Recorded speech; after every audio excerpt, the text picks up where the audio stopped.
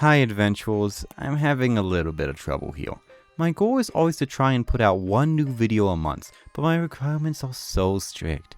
It's so hard to find a new animated series based on a pre-established IP that has a change to its animation and a solid amount of Twitter discourse around it. Nearly impossible, never has happened before. Adventure Time Side Quests.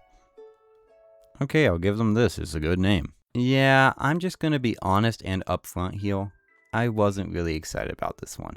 When it was announced at Annecy in 2024, it was alongside the long-awaited movie, a BMO spinoff, and it was just a few months after Fiona and Cake got renewed for a second season.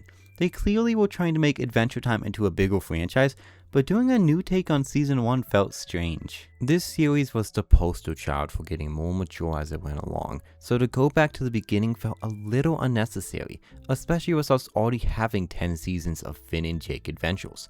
I do enjoy this show's goofier side, but I think balancing that with this more introspective and thoughtful material is what made it truly special. If the series had been off the air since 2018, it would make a little more sense. It would be similar to the gaps we had between Ben 10, Teen Titans, and Powerpuff Girls in their respective reboots. But Adventure Time had yet to leave for more than 2 years at a time, so it wasn't like they needed to reintroduce the franchise. And when it was finally unveiled after 2 years of silence, ew, get it off! Yeah, a Disney Plus original.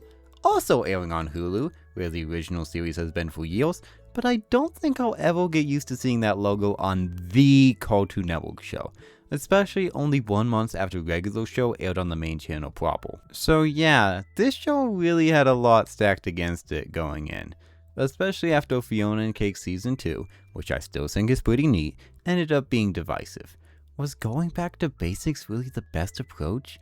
Could Adventure Time side quests be any good? Yes, yeah, you know me guys. If I see a drawing move, I'm just about satisfied with anything. No, but seriously, I honestly sort of loved side quests. Not in a, well, it's flawed but it's got the right heart way, but in a, this is a shockingly fresh and well thought out revival way. Obviously, premise-wise, it's Adventure Time, at least what it was for its first 3 seasons. Finn and Jake go on adventures, whether that is to help out Princess Bubblegum, to defeat Ice King, or to explore a whole new part of Ooh depends on an episode-to-episode basis, but overall, you know what to expect. However, something about this show feels very detached from the original.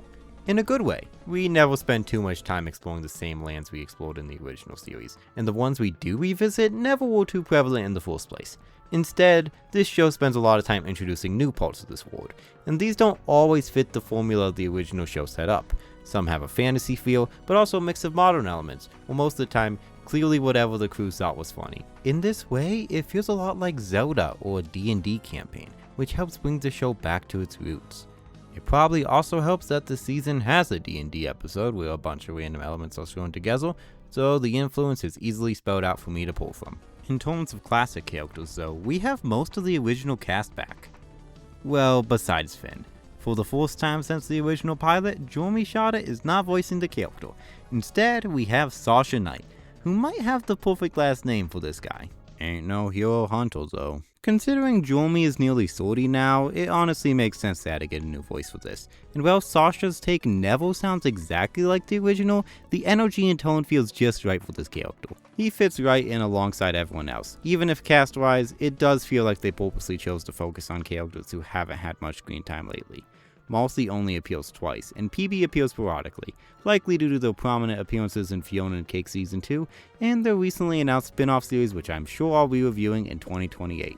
That means instead, wow, I forgot how much I miss Jake. Similar to how his female counterpart was the MVP in Season 2 of her own show, Jake is top-notch here. Finn and him star in all but one of the episodes here, and their bond and banter is consistently great. I also really like how the first episode of this emphasizes how Jake doesn't view himself as a dog sidekick after Adventure Time lorpers kept calling him Finn's dog last year. I'm sure it was unintentional due to how long these shows take to produce, but I found it very amusing. The other highlight is Ice King. Outside of dream sequences and alternate universes, we've almost exclusively seen him as Simon these past few years, and as much as I enjoy this nerd, it is nice to see this version of the character get a spotlight again. Of course, that means he's back to kidnapping princesses again, but he is truly at his best with his other antics, like tricking Finn and Jake into hanging out with him, annoying people with a different personality, or accidentally ending up in an open relationship. Now all of this does lead to the question, is this canon? And honestly, I don't think so. Well, some of this plays into the original timeline.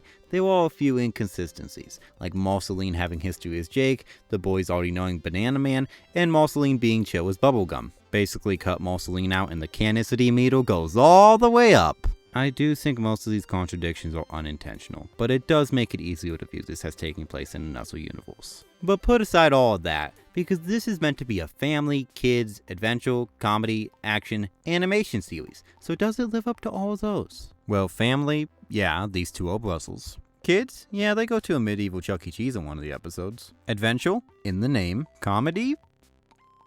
Okay, this might be tricky. I think this show is very funny. It is consistently creative and witty, and the unexpected turns certain episodes take really create some great humor.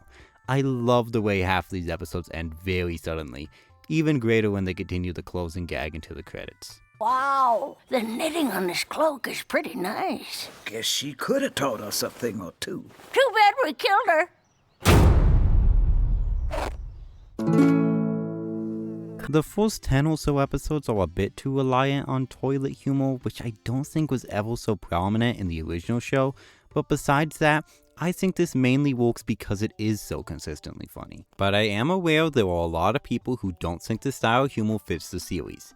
Now I don't think it is too different, since the series was showrun by Nate Cash, who served as a creative director on the show from the end of season 3 to season 5, but I am also aware he has since worked on a number of different shows with different styles, serving as a showrunner on Tiny Toons University and helping produce Aquaman King of Atlantis and oh dear god. Truthfully, I have never watched Thundercats Roar. It was 2020, I had other things on my mind, like washing my hands and waiting to become obsessed with Moon Girl, but I always felt like the hate it got was unrealistic. Like, were most of the people harassing the crew behind it actually gonna watch this?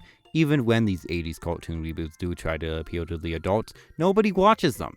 If she were taught me anything, the real money is in making everyone sapphic. I feel like under more ideal circumstances, Thundercats Roar would probably be getting the kind of revisionism that Teen Titans Go is currently getting, especially if it's half as funny as side quests.